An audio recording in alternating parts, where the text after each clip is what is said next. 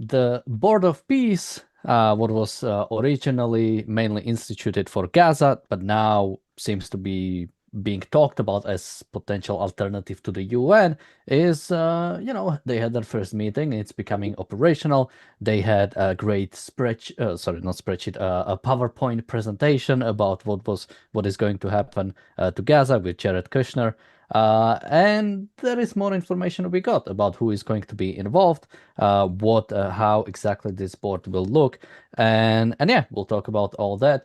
We had an episode earlier today about just the concept of it, so people can look up sort of what my initial thoughts were, but now we'll take a look at with more information. Welcome to the reality show. Joining me today are Jonathan Honig and Stuart Margolis. And before we go into, I have few clips and few, like I said, a presentation. But before that, I mean, Jonathan, what do you make of this board of peace that Trump is proposing?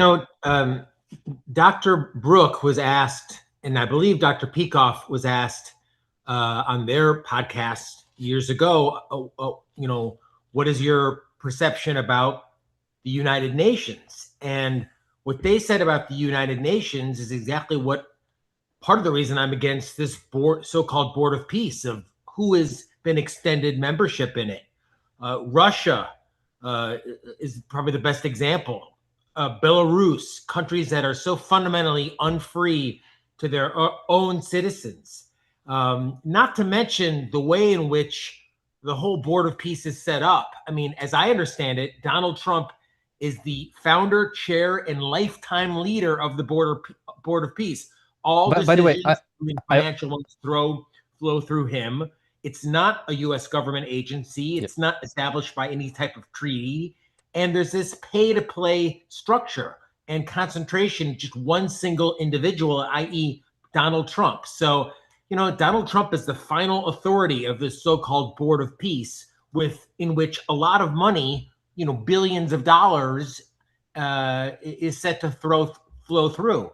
So, the fact that, I'm suspicious of it, despite everything that Jared Kushner and others have put forward about the future, this so-called free market future for Gaza.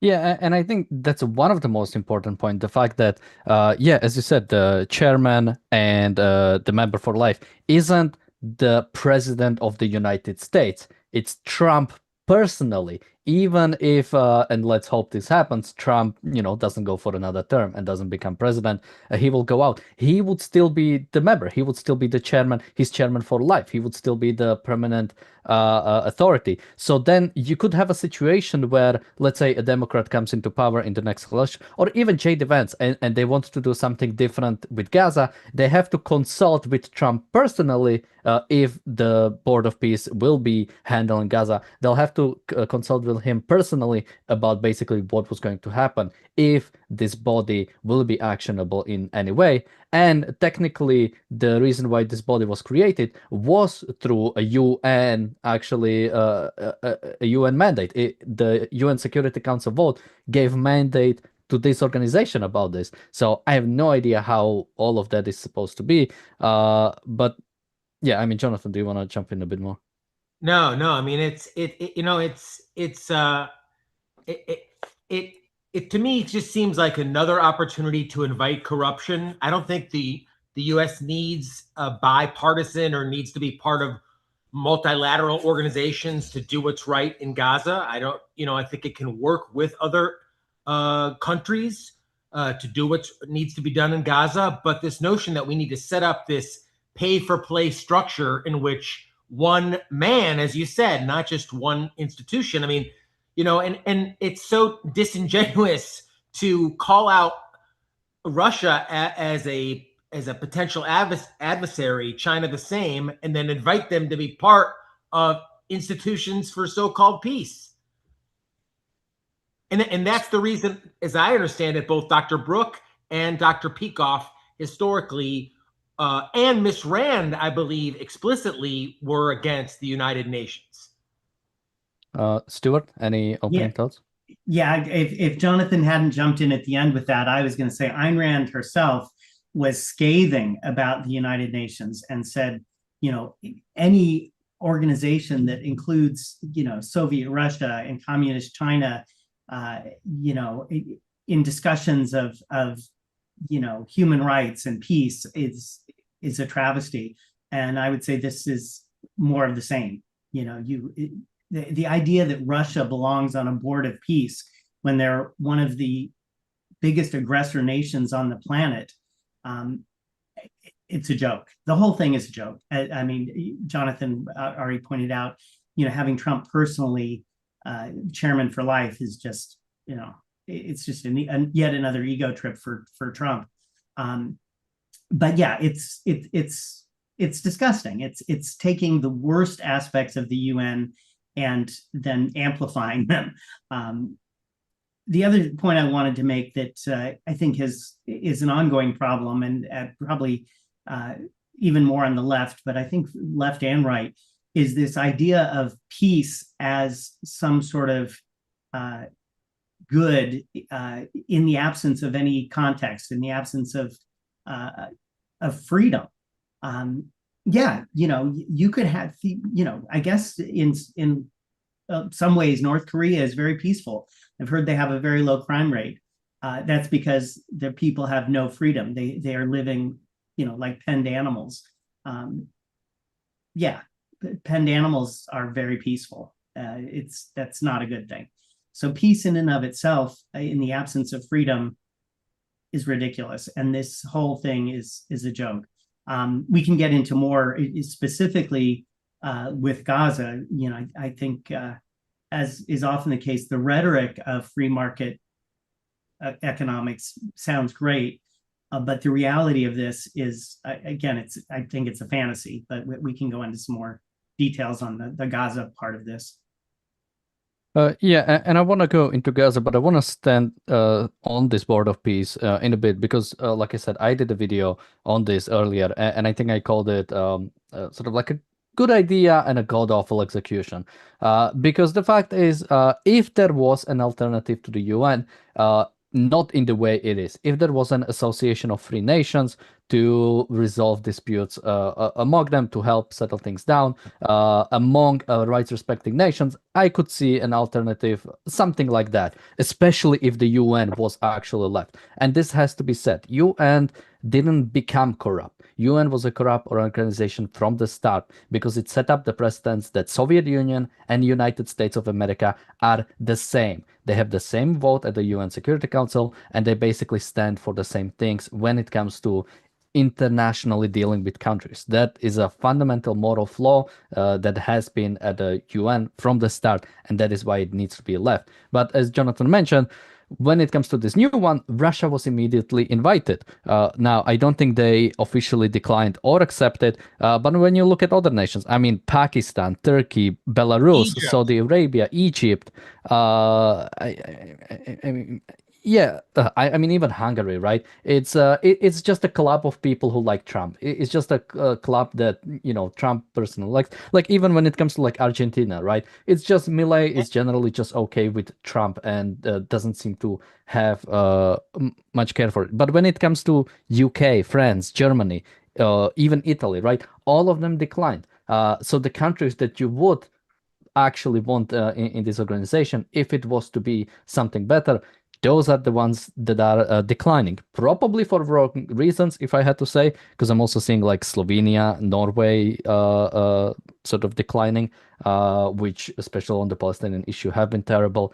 But yeah, that's fundamentally whatever good this organization could have done has pretty much failed from the start, at least for me. I mean, Jonathan, what can be the goal of such an organization? Well, we can talk about what senior White House advisor Jared Kushner has put forth in terms of his plan to rebuild Gaza, but the very notion for this so-called board of peace. I mean, I asked ChatGPT about it, and its structure, and it said, if you were designing a system to avoid corruption, you would do almost everything differently, i.e., you would have independent control of funds, you'd have some sort of oversight, some sort of term limit, some sort of transparent rulemaking, some sort of conflict of interest barriers. And the structure so far, is none of that. It is,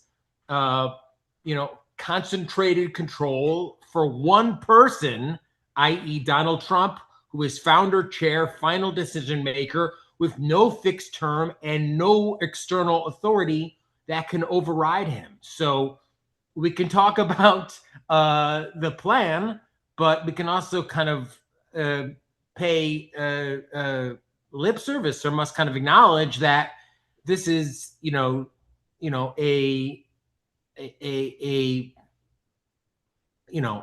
power centered in one man, and gives kind of lip service to this shared, goal of many nations, some of which happen to be pretty wretched nations.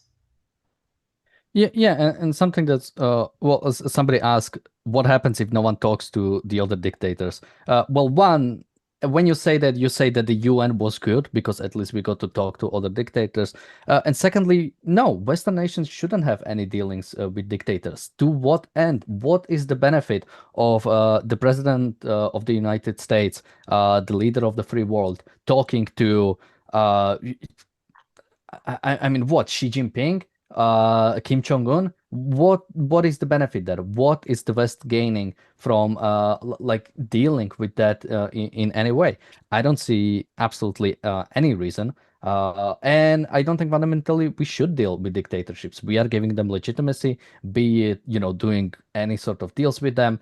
If individuals, if businessmen want to deal, if a businessman in America wants to deal in Russia or in China, unless we are straight up at war with them, they're free to do so. But the American government, I don't think, should provide any special protections. Basically, you are dealing with dictatorship, you're taking the risk of dealing with the dictatorship, and I think you have to acknowledge that. Otherwise, we get ourselves in a problem where China can pressure West into many things we don't want.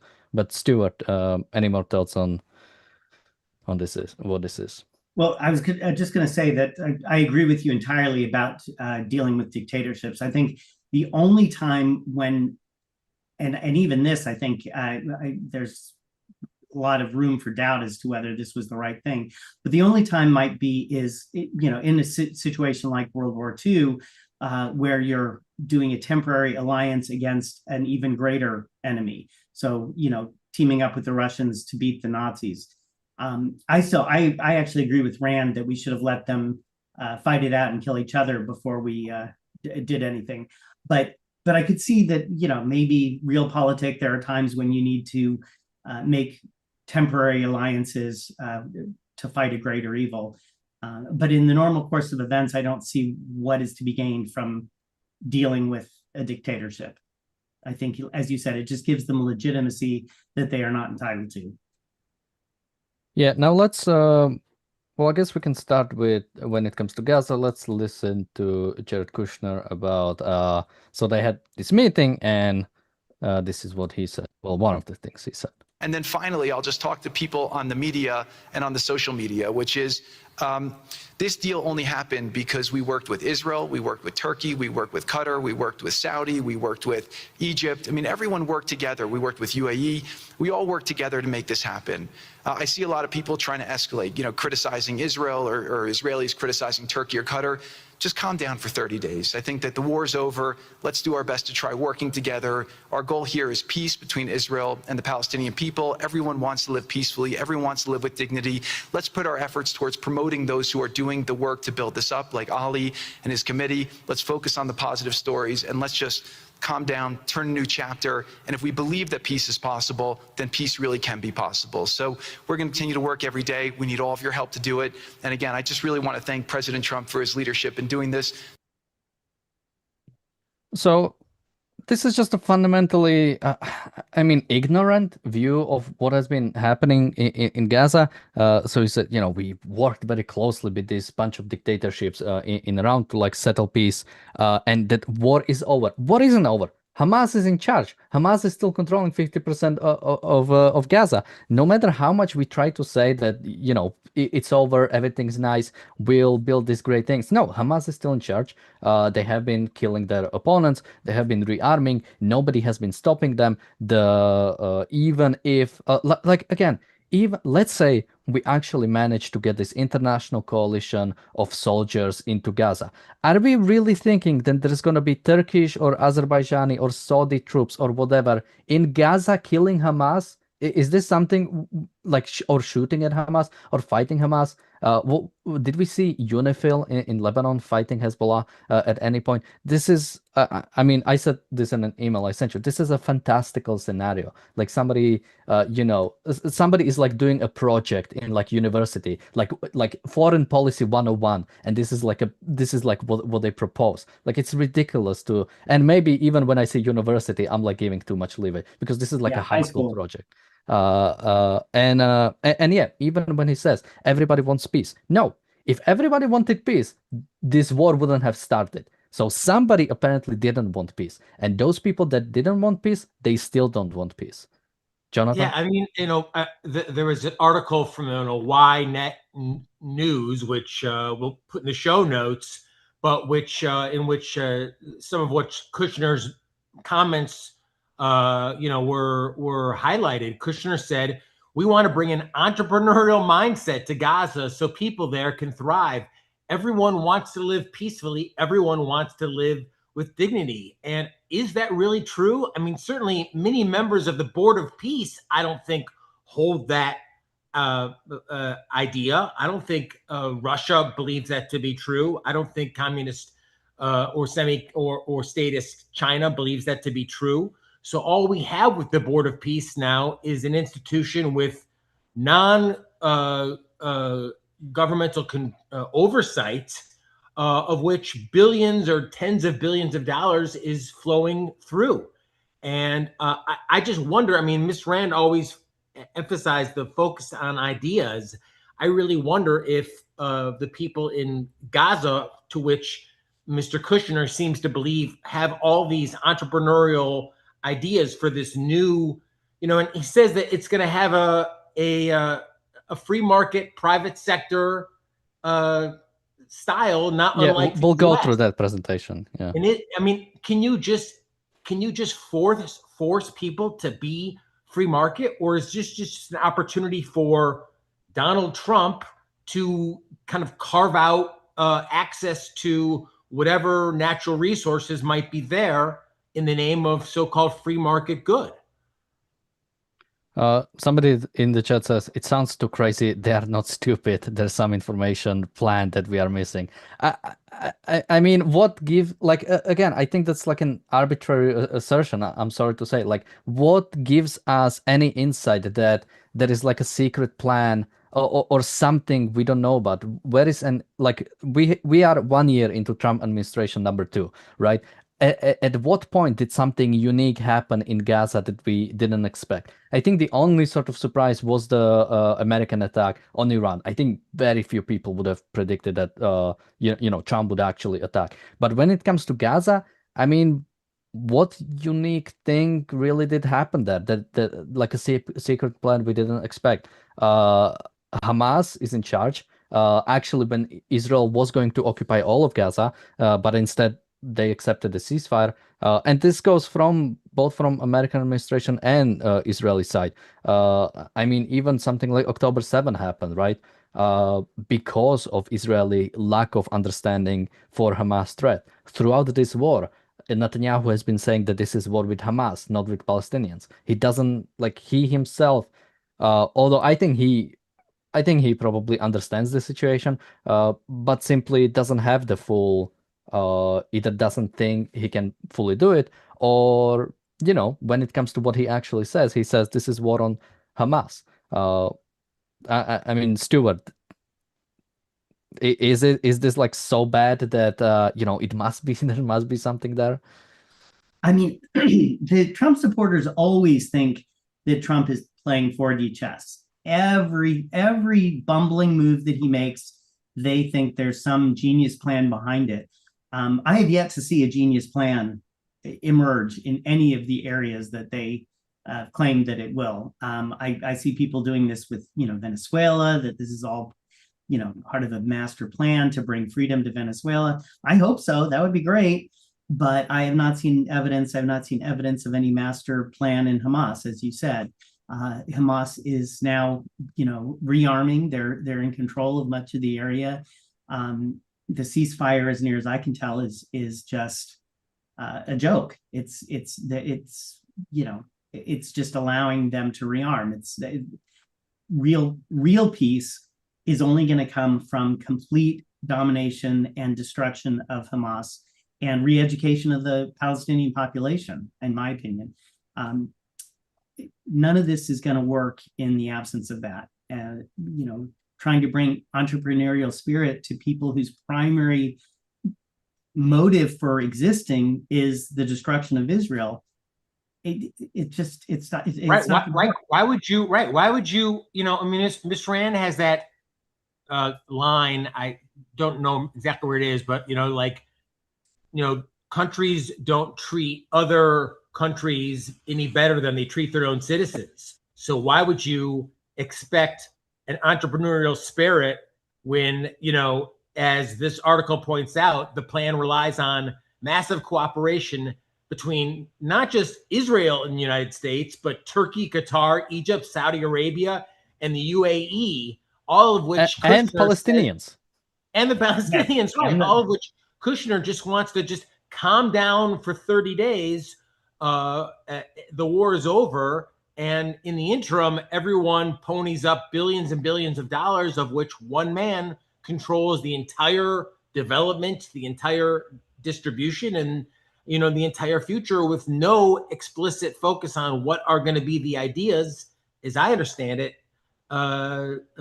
moving forward. So, I just wonder, if this is something that's so important, why not have just the U.S. and Israel do it? Why do you need a board of peace that includes, as Ms. Rand pointed out about the United Nations, so many countries of which aren't focused on peace? Yeah, absolutely. And just quickly, because the person I read the comment earlier, he says he's not a Trump supporter, and I don't think he is. I see him in the chat often. And he says he's speaking from the perspective of Netanyahu supporter. But again, even with Netanyahu, right? I think he's somebody who in many ways is even the most evil, because I think he completely understands what is Israel's position, what needs to happen when it comes to Palestinians, what needs to happen when it comes to Iran. I think he is somebody who has a full understanding of it, and he's not doing it. He either thinks it's, I think probably the biggest explainer was that it's not a politically feasible situation. Gaza occupation is tough politically to really get across. But he isn't helping the situation by making it even more impossible, by basically admitting that this is not something we'll do. And when it comes to, getting Turkish army or Turkish sort of soldiers into Gaza, I think the best Israel can get out of it, if we are talking purely pragmatically, is what I said, that the yellow line sort of becomes the new occupation. Israel will occupy half of Gaza, will have that control, and would probably, kick the can down the road for exactly this is what Israel has been doing for the past few decades, kicking the can down the road and hoping. I think I've heard this from one person I follow, something that a lot of Israelis, especially on the right, sort of hope they wake up one day and Palestinians just disappear, so they no longer have to deal with that situation, and that's why they keep prolonging this whole situation, hoping one day maybe they'll just leave and we no longer have to deal with the fact that their philosophy and their general culture is they want to kill us all.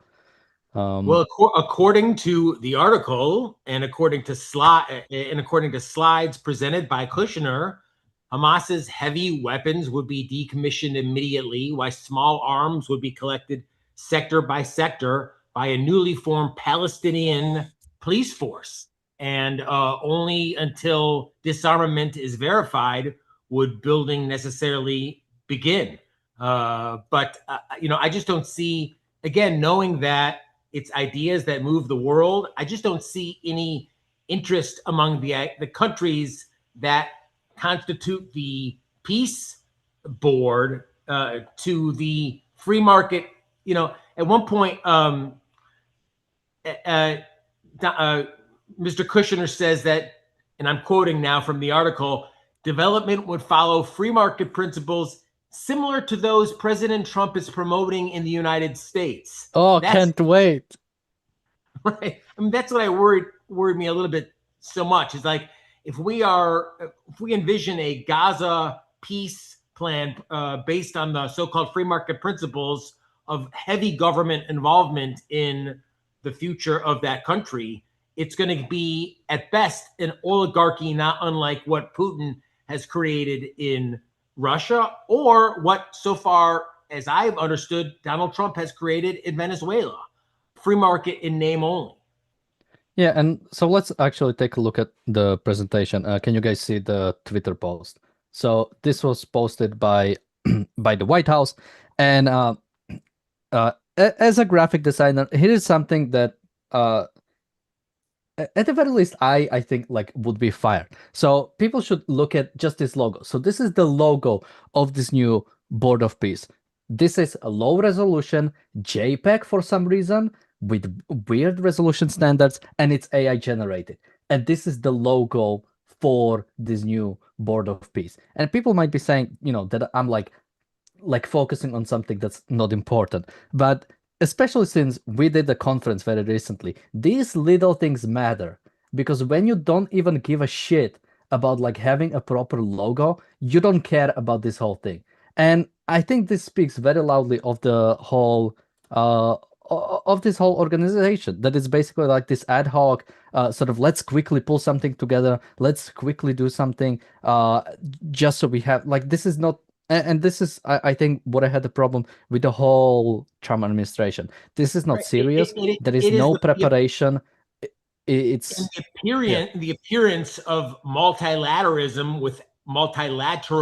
without actual any checks. There's many countries. There's no advisory language. There's no treaty ratification. There's no independent budget authority, and it's all focused on as that image, as you said, that hastily created AI image. It is focused on not just one sector of the world, but one man in the world, and not even necessarily the ideas. If it's the ideas of Donald Trump, that's something that I'm worried about. If it's the ideas of individualism, free market capitalism, individual rights, that would be something else. But is that enumerated in the declaration of the peace proposal or the Gaza proposal, as I've understood it, or as you guys have understood it? Stuart, as you've understood it? No, of course not. Nobody talks in those terms anymore. Unfortunately, that's so last century to even mention things like rights. No. I think I wouldn't have necessarily flagged it because I'm not a graphic designer, but Daniel's absolutely right. It's emblematic of the whole approach. This is just a slipshod, cobbled together scheme. It's another scheme. Trump is famous for schemes. Trump watches and Trump steaks and Trump airlines, and this is what he does. He cobbles together poorly thought through schemes. Most of them lose money. Most of them are disasters. This is just another one. This is not a serious proposal to actually bring peace to the region. It's just not.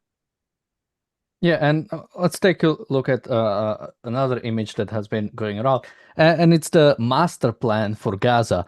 For people on the podcast, it's basically the map of Gaza with like districts, park districts, residential areas, highways, industrial complexes, apparently an airport and a port, which I have no idea when is this even supposed to happen, like timeline wise, like which suddenly are just going to give Hamas, because both the port and the airport are pretty much close to Hamas areas. So I'm wondering when that is supposed to happen. But again, I've mentioned that like high school project, like this is like I looked at the actual maps of Gaza, right? These have nothing to do with like where everything is right now. Now, granted, a lot of it is destroyed, but still, this has nothing to do with where people live. Nothing to do with, I mean, free market itself, right? You're just going to impose where everything should be. You're going to centrally plan, like districts. I mean, Jonathan, Right. It's right. I mean, is this the development of a new constitution, as was the case in the Second World War, on which the U.S. imposed on Japan, or, as you're pointing out, and in their own words, a technocratic plan on which the economy is going to be centrally planned by a board? No. One man? Yes. Yeah, and somebody says, Daniel, we can give Gaza to the PA. Jesus Christ, we already, like, this is what I predicted like a year ago, that this whole thing, at the end of the day, we're just gonna give it back to the Palestinian Authority. Then some group, maybe Hamas again, or some other group, takes over again. They'll reoccupy Gaza. We'll have another military organization like Hamas inside of Gaza, and we are like back to square one. We are back where we started with simply you know, thousands of Israelis being either traumatized or dead or you know, not fit for service because of how much they had to basically sacrifice their lives for the sake of Palestinians. The idea that at the end of the day, all of this would go into I mean, even partial occupation by Hamas or Palestinian Authority in Gaza is I mean, it's crazy. The fact is, when it comes to legitimacy of a government, it comes from that respect for individual rights. Once that state or that organization or that grouping decides to go to war with another country or another state or another group of people, you lose any sort of idea of self-determination. You have nothing like that anymore. So the only way out of this, and again, that's the worst part, the fact that we are talking about like non-fundamental things. It doesn't make a shit of a difference if there's 5 hospitals in Gaza or 10 hospitals in Gaza, if we have 4 residential districts or 5 residential districts. But what is the actual ideology that takes over? Again, we didn't have to centrally plan Japan or Germany after the fall. We did according yeah. to Kushner, in his words, quote, everyone wants to live peacefully. Everyone wants to live with dignity. He acknowledged that investing in Gaza carried risk, but urged government and businesses to, maybe this is the most frightening, quote, have faith and support the effort. Effort for what? Establishment of a free trade zone on which, you know, individualist principles are described, or an ad hoc committee in which the only decision-making process is centered in not in a board, no, in one man and his immediate proxies. Yes, a principle for life, a government for life, or a president for life. Like, that's in many ways worse than the UN. Yeah, I mean, absolutely. Stuart, any more thoughts? Yeah, I mean, what's missing, we've talked about this a little already, but what's missing is the role of ideas. None of these people understand the role of ideas. And until we address the ideas that are motivating the Palestinians, there can't be peace. You know, it's impossible. You only are going to get peace once those ideas change. And there's no acknowledgement even of the role of ideas. So, I mean, this whole scheme is doomed because it's missing the essential ingredient. Yeah, and something more I wanted to bring up, because now we should mention both Russia and China haven't accepted yet the entry into this organization.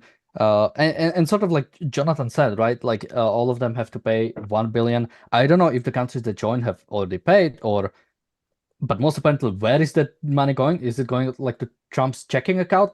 We don't know. I don't think. Like Right. it's where's the oversight to the who? You know, is there any type of commit? You know, no, it's all trust and Daniel. Didn't mean to interrupt you, but you know, is there any plan in place over decades or years and on which those billions of dollars is distributed for a particular reason? No, it's all literally up to one individual. I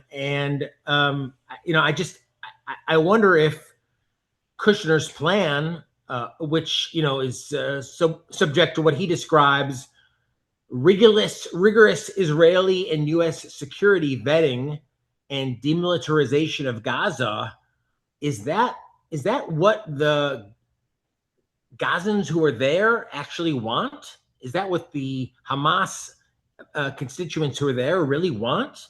Do they want that master plan, as you said, full of golf courses and is that that's what Kushner wants, and Trump says he wants. Is that what the Gazas there want? To Stuart, to your point, in the role of ideas that ultimately determine what happens with Gaza. Yeah, and something I also want to bring up, like specific people that are sort of being involved. So apparently, and I haven't heard of this guy before this, but the head for Gaza, who is going to be titled the High Representative for Gaza, will be Nikolai Mladenov, who is a apparently Bulgarian politician and worker for the UN, who, at least from what I looked into him, is like a proponent of two-state solution.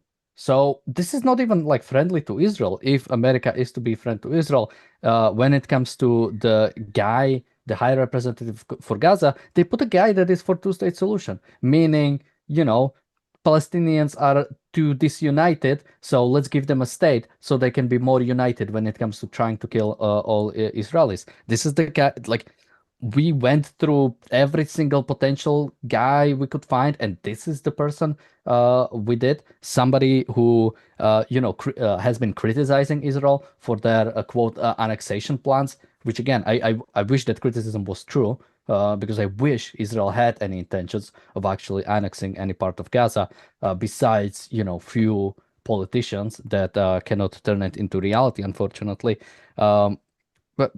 But yeah, I mean, this is the kind of people we are getting. And again, when it comes to sort of not dealing with Israel, something that was announced at this conference was opening of the Rafah crossing, which has been closed for a long time. The crossing between, or sort of like a triple crossing between Egypt and Gaza. And this, I don't know if Israel was discussed. Israel didn't make any announcement about this. Israel is supposed to convene about this, I believe today. I'm not sure if there was any. I can quickly look up if there was any decision made around that. Yeah, basically suddenly, and this was like a Palestinian representative. Suddenly, Palestinian representative says Rafah crossing is over, and we don't hear anything from Netanyahu. We don't hear anybody from Israeli side. It just happens. I mean, Stuart, what? I mean, yeah, like, what's going on? What is this? The whole thing just seems so cobbled together and slipshod, and the opposite of a serious plan for the region. It's just, I don't know what to say. It's not surprising to me given how Trump operates, but it is not good for Israel. And I don't see how this is going to pan out in any way that is in Israel's self-interest. Yeah, so I'm trying to confirm, and it still looks like Israel just says we'll talk about Rafah crossing, yet it was already announced by this Gaza Board of Peace.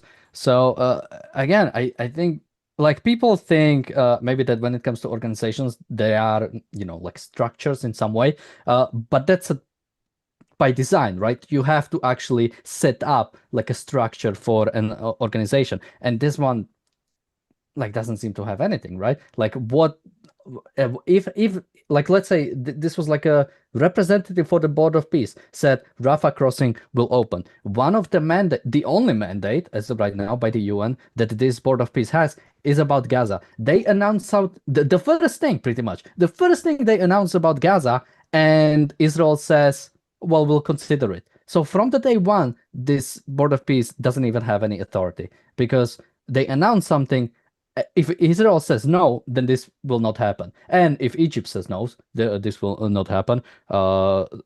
Because I'm who knows even if Egypt was consulted about this. So I mean, Jonathan, like, I guess my question I always try to ask myself, and I sometimes don't, is like, what needs to happen? Like, what needs to happen for something like this to stop? For like somebody just going and taking random organizations, people joining that random organization, paying money into it, supposedly, like it's almost impossible to cover news because, like, where do you even go for information about this? Like, what is really happening?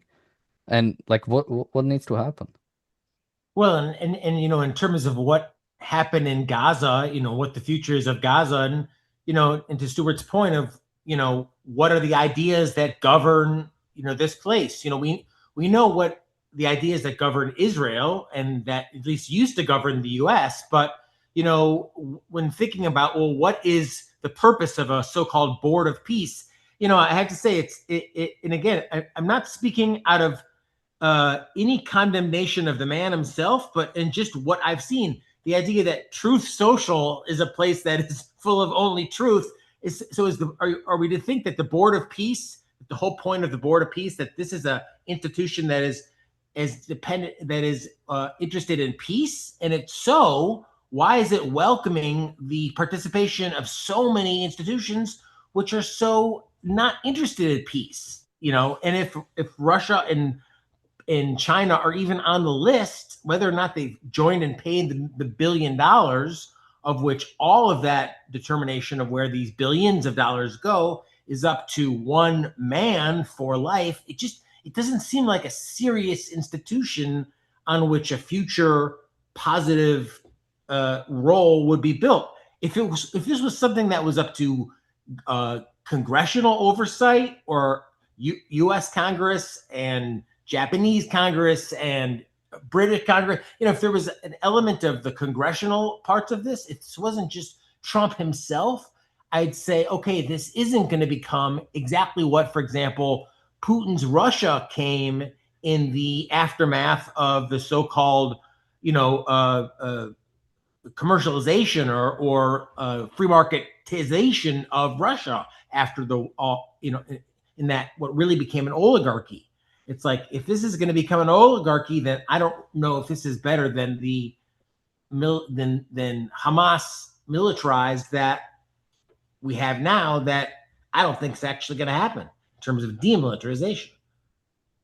Yeah, I mean, well, I would say probably, I mean, oligarchy might be preferable. Like, if it's like, if this was just another like Arab state, let's say this was just another United Arab Emirates, I think that could be preferable. But again, that has a very big if, and if Hamas disarms, if not even if Hamas, this is not even about Hamas. If Palestinians want peace, that's, I think, is like a much bigger thing. The fact is that I don't think individuals saw this are like that keen to like go and kill Jews in Israel right now, or Jordanians, or people around.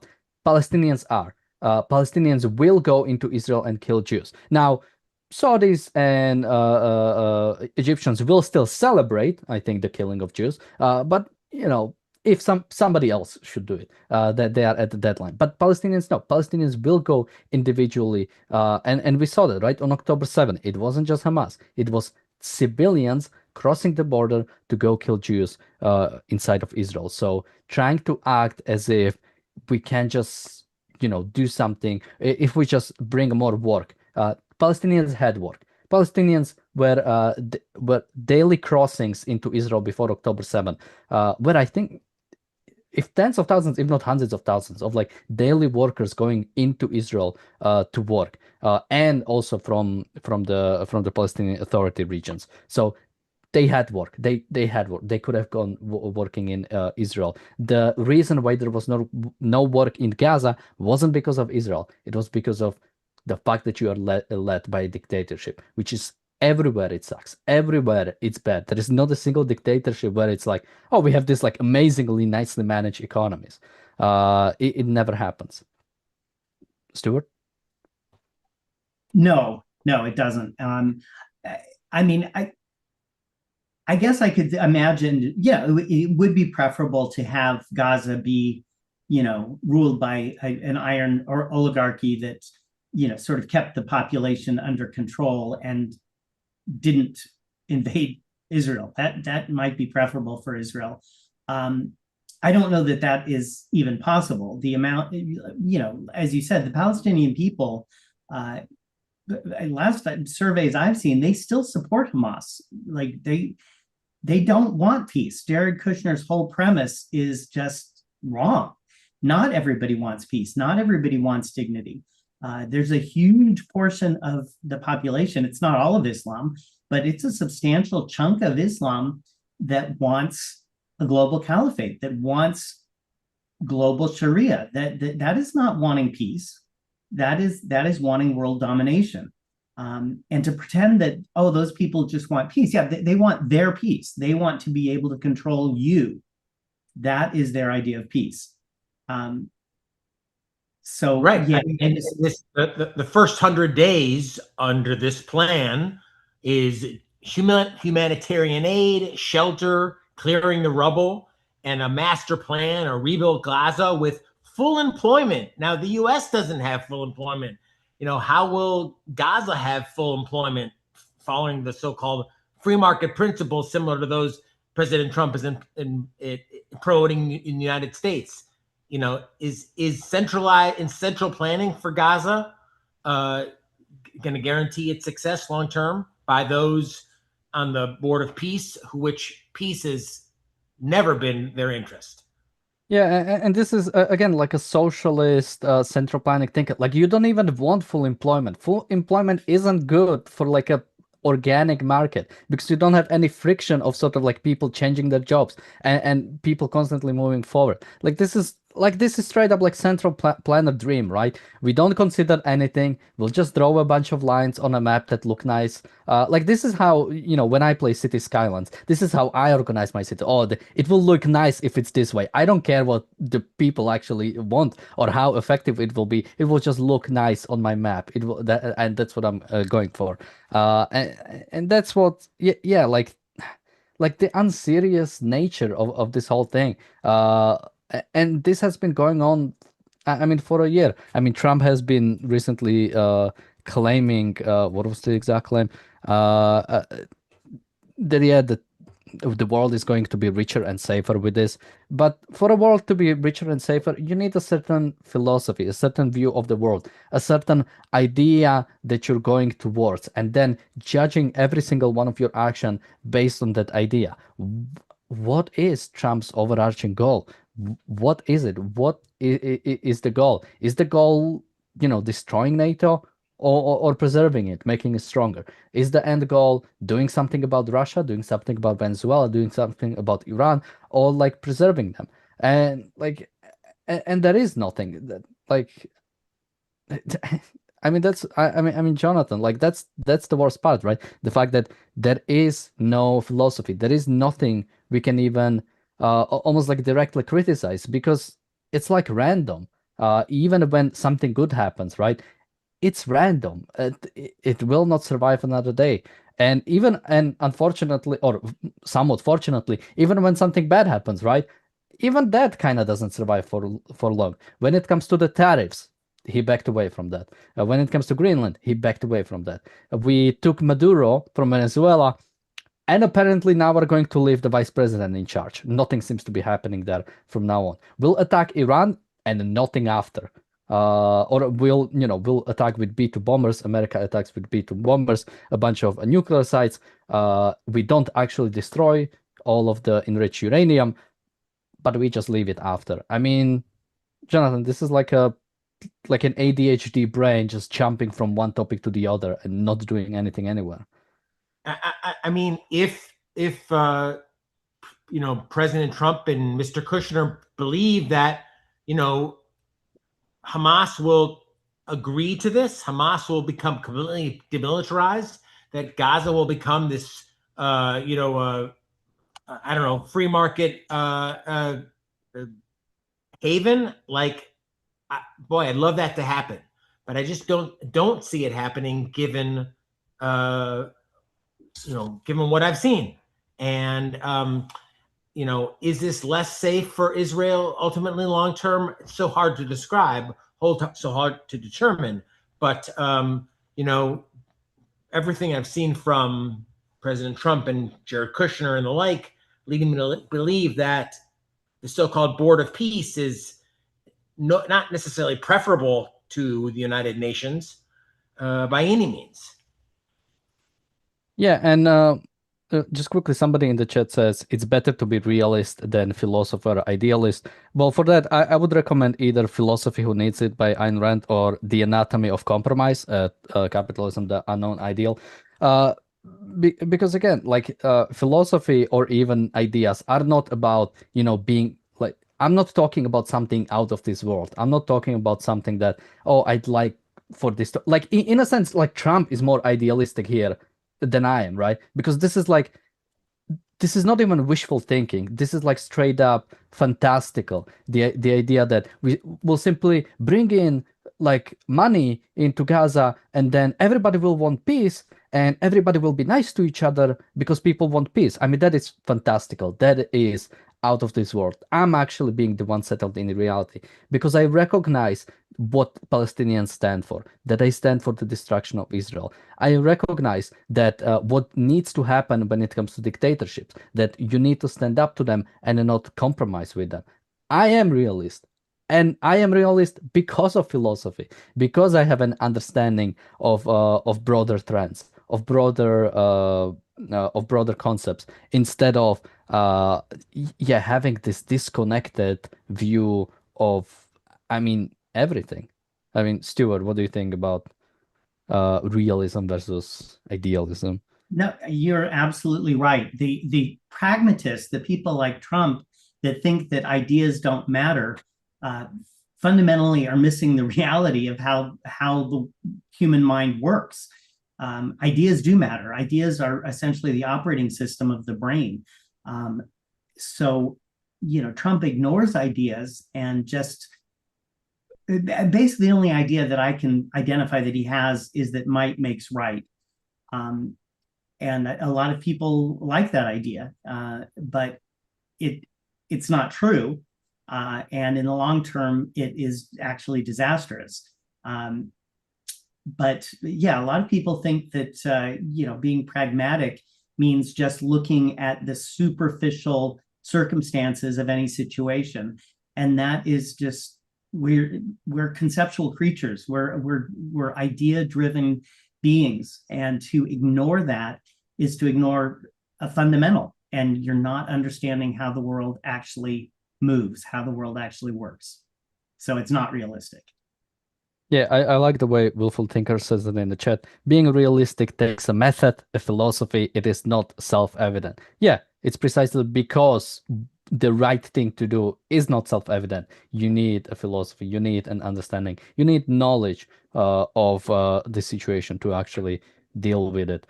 I guess, Jonathan, any last thoughts you have about this whole subject, either the Board of Peace specific application to Gaza or anything else you'd like to bring up? And where can people find you also? Yeah, I'm sure. Well, I mean, the Board of Peace is, is this a better alternative than the United Nations? Again, I think of, well, what did Miss Rand say about the United Nations? What did people like Dr. Brookham, Dr. Peikoff say about the United Nations? Is the Board of Peace any better given who is involved and who is invited and what its stated goals are? I don't think it necessarily is. I mean, I'm skeptical. I'm hopeful, but I'm skeptical. And whether or not Israel is any safer by involving Russia and the Palestinians and all the rest, TBA, I'd say no. But let's see. I can be reached at capitalistpig.com, and I'll be back with more in ARC UK in the weeks and months to come.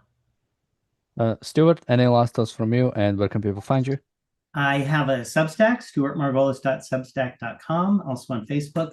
And my thoughts are just to emphasize how unserious this Board of Peace is. the United Nations, for all of its flaws, was something that was thought out and was set up with all kinds of structure. It's got a charter, it's got actual,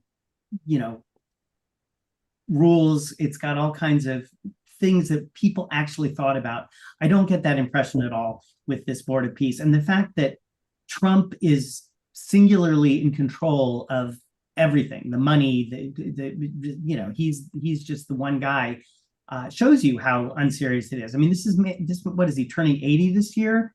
What happens to this organization? He is the founder, the chair, the lifetime leader. All the decisions flow through him.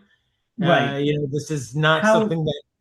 I mean, this is a man who clearly is in declining cognitive ability. He's 80 years old, and he's the one that the whole thing rests on. That's ridiculous. That's not a serious organization.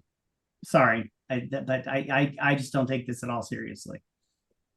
Yeah, and at least from what I've seen, I haven't seen like a succession model. So even that, like, will the next president be the head or whoever assumes it? I mean, if this was like a company, this would be like a chaos, because we have no idea what even responsibilities of everybody, what is even like supposed goal. This is like a coupled together high school project.